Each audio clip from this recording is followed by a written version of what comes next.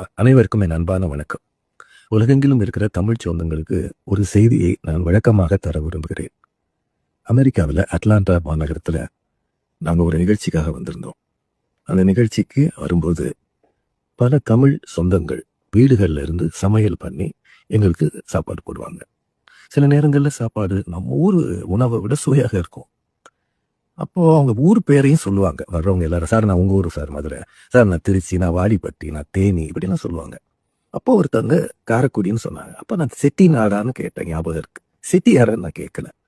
இவ்வளவு சுவையா செட்டிநாட்டு உணவு இருக்கே அப்படின்னு நான் கேட்டேன், ஞாபகம் இருக்கு.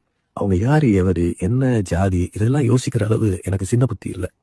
நாங்க இத்தனை வருஷமா தமிழ்நாட்டையும் தமிழ் மக்களையும் சந்திக்கிறோமே, எங்கேயாவது யாராவது நான் போய் ஜாதிய சமய உணர்வுகளோடு இருந்தேன்னு சொல்லுங்க. என்னோடு பயணிக்கிற எல்லாருக்கும் தெரியும், என்னை சந்தித்த எல்லாருக்குமே தெரியும். தமிழர் ஜாதி என்கிற ஒன்றை தான் நான் பெருமையாக கருதுகிறேன். இதுல வேறு ஜாதி எதுவும் இல்லை.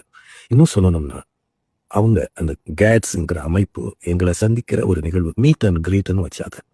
அந்த நிகழ்வுல நாங்க பேசினது இருக்கு. யாரும் ஜாதிய உணர்வுகள் சமய உணர்வுகளோட இங்க இருக்காதீங்க.